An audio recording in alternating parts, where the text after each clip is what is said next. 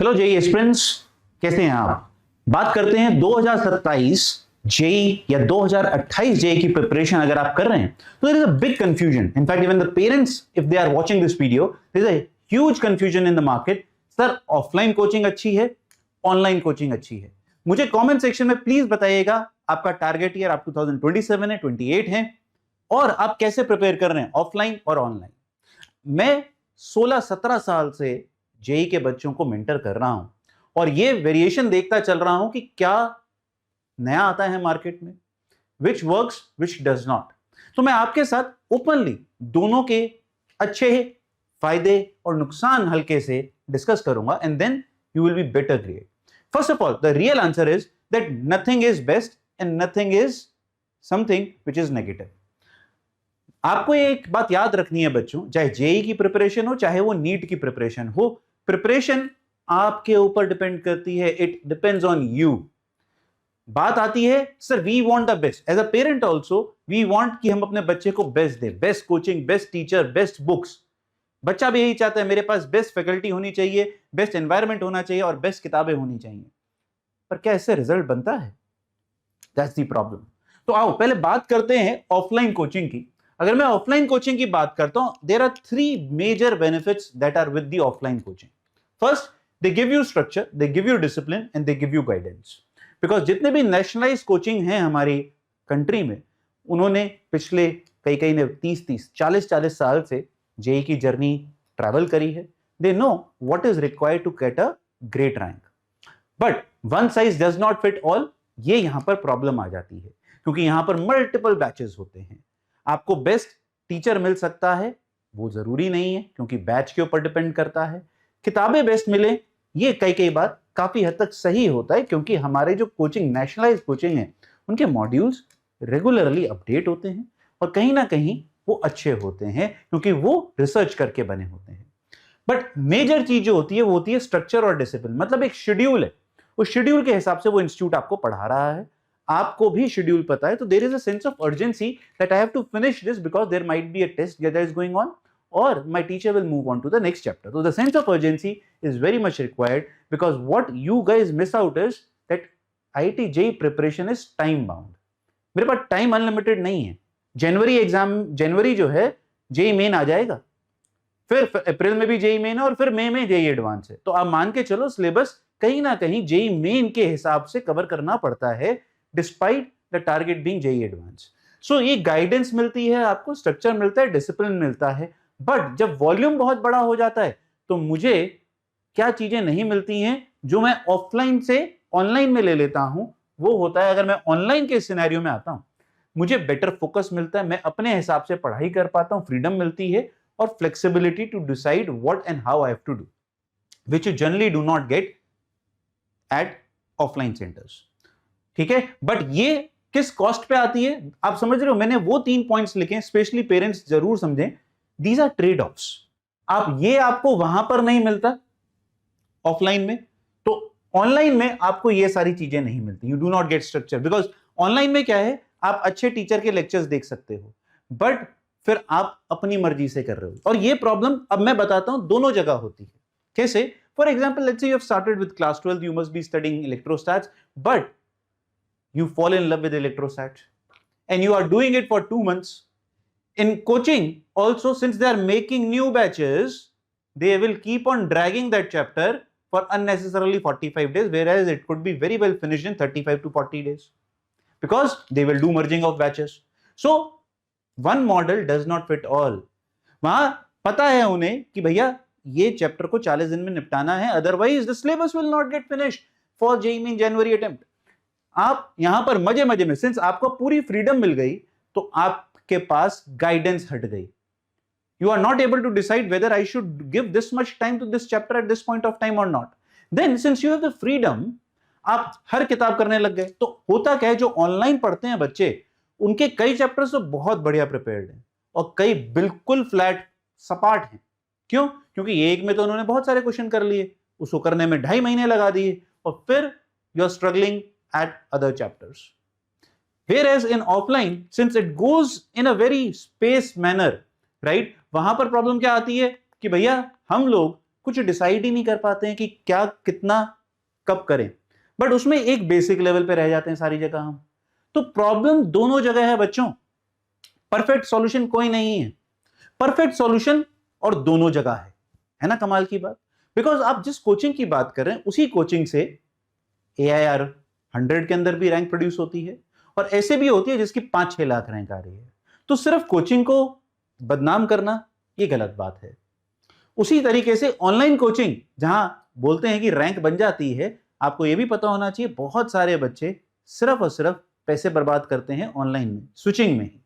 But whereas there are students who have produced tremendous result because आपको अपने घर से बाहर नहीं निकलना, आपका टाइम सेव होता है, स्पेशली इन मेट्रो सिटीज, बहुत फायदे हैं, बट गाइडेंस बहुत जरूरी है आपको। अब मैं बात करता हूं what works, what produces great result.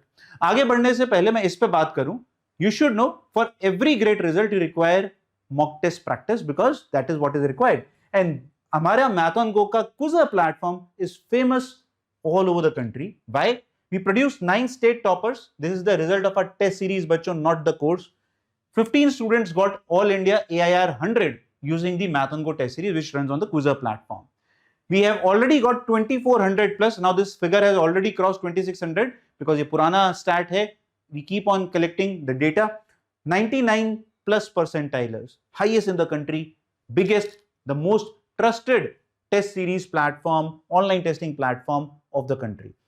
ठीक है, तो अगर आपको टेस्ट लेना है, क्योंकि बहुत जरूरी है, एक ही नाम है quizzer math on go, link is in description. आइए बात करते हैं। तो फिर मैं 3 चीजें आपको बताऊंगा जिससे आप डिसाइड करें विच इज गुड और bad for you. First, whatever you do offline और online, the syllabus should be finished well in advance. I repeat, the syllabus should be finished well in advance. Now let's see this with the lens of next year. आपका पहला paper आता है बच्चों, हम हमेशा advance की माला जपते हैं, बिल्कुल सही बात है, गलत नहीं है वो, बिकॉज टारगेट हमारा एडवांस निकालना है।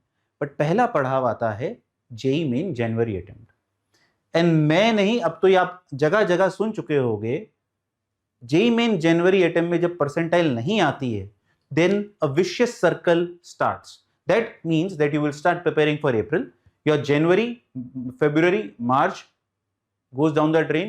April, depending on how you perform in those 3 months, result आता है, और हमें पता चलता है अब मेरे पास सिर्फ 1 ही महीना बचा है एडवांस के लिए। उस 1 महीना में प्रिपरेशन नहीं होती है, वो रिवीजन होती है। तो इसीलिए a lot of your how you perform in JEE Advance depends on getting a good score. When I say a good score, it is absolutely bare minimum 97% percentile, not percent, percentile। 97 percentile at JEE Main आना है। वो कब आएगा?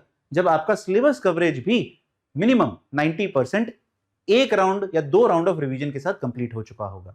सो if you are a class 12 student, it is imperative for you to finish your syllabus by November end and give December as a revision mock test, full syllabus mock test, because in December you will also have your pre boards. Class 12 please बच्चों हर चीज समझ के plan करिए। अंधाधुन काम करोगे तो अंधाधुन ही result आएगा।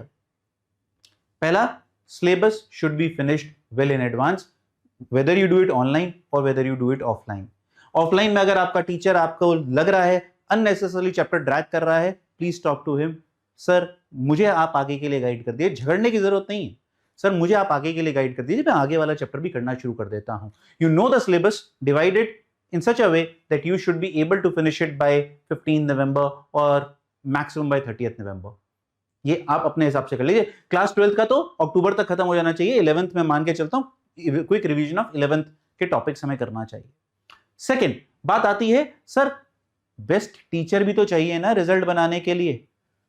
मैं आपको अपना एग्जांपल देता हूं। मैं I produce result by taking a drop in the first attempt, that is straight from 12th। I was in the best coaching, getting studying, got the best faculty of that particular coaching, best which you can get.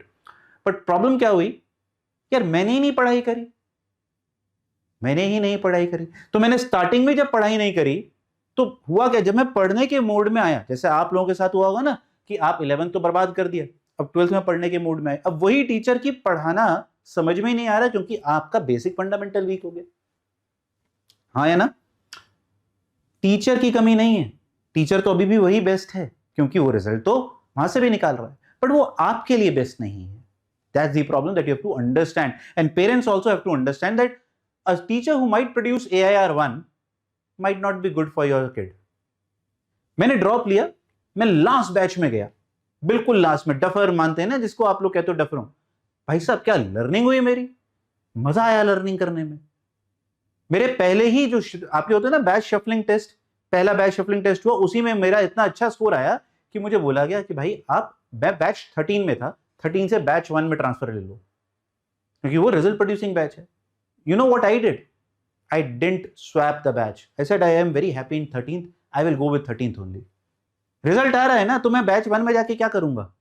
Batch 13 में learning हो रही है और उसी की वजह से result बन रहा है. Let's stick to that.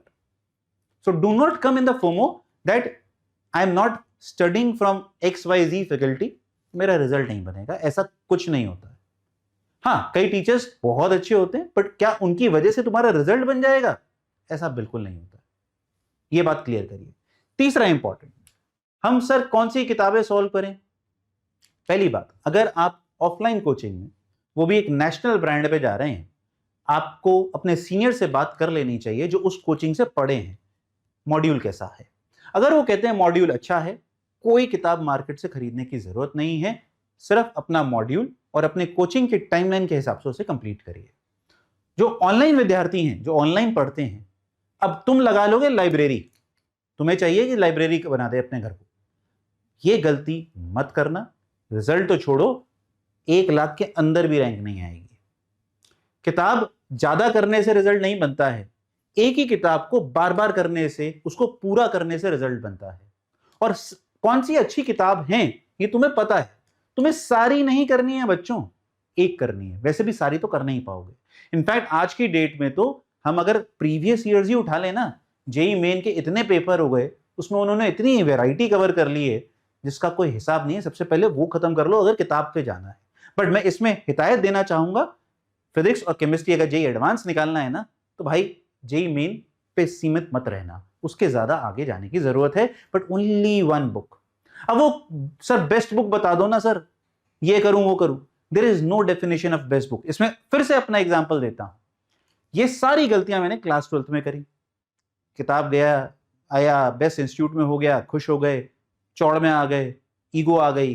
फिर मार्केट जाते थे तो बस किताबें ले आते थे और वो ऐसी ऐसी सजी हुई हैं बिल्कुल ब्रांड न्यू, 1 साल 2 साल बाद भी. Now what I did in my drop year, हमारे समय पे खैर इतनी किताबें नहीं आती थी जितनी आज की डेट में मार्केट में आती. हमारे समय में एक किताब थी एमएल खन्ना मैथ्स की, वो इतनी मोटी होती थी, एक ही आती थी क्योंकि वर्जन्स नहीं थे. वो इसलिए मोटी इसलिए थी क्योंकि उसमें सॉल्यूशंस भी होते थे. और हम सब क्या करते हैं, क्वेश्चन सॉल्व नहीं हो रहा, चलो यार सॉल्यूशन देख लेते हैं, हिंट ले लेते हैं. डाउट सॉल्विंग एप्स हैं आज की डेट में, तो भर देते हैं डाउट सॉल्विंग ऐप पे जा जाके. ये काम हमने भी करा, हम सॉल्यूशंस पे भाग जाते थे. रिजल्ट क्या रहा? कुछ नहीं आया, फिसड्डियों में काउंट हुए. Then very next year what we did, वो इतनी मोटी किताब सिर्फ इतनी रह गई. सोचो क्यों? क्योंकि सारे सॉल्यूशंस के पेजेस फाड़ दिए गए, तो वो सिर्फ एक क्वेश्चन बैंक बन गया. अब क्वेश्चन सॉल्व नहीं हो रहा ना, तब भी खुद ही फाइट करेंगे, खुद ही मरेंगे मिटेंगे उसके ऊपर काम करने के लिए. The same goes with the coaching module. जिस कोचिंग को मैंने ज्वाइन करा, आई मेड श्योर, अब होता है ना कई बार आप कहते हो डाउट फैसिलिटी होती है, हम क्वेश्चन सॉल्व नहीं हो रहा डाउट के लिए भागे. आज तक नहीं गया मैंने ड्रॉप ईयर में. क्वेश्चन नहीं हो रहा, एक बार और करूंगा, आज नहीं हो रहा कल दोबारा करूंगा. बुक पे तभी जाऊंगा जब मेरा मॉड्यूल खत्म हो गया. ये कन्विक्शन रिजल्ट लाती है. फिर मूल मंत्रा, आज वीडियो को एंड करने से पहले मूल मंत्रा है, अगर आप क्लास 12th के स्टूडेंट हैं, you have to solve 300 questions per week. मुझे ये कमेंट में चाहिए तुम लोगों से. व्हाट? 300 questions per week.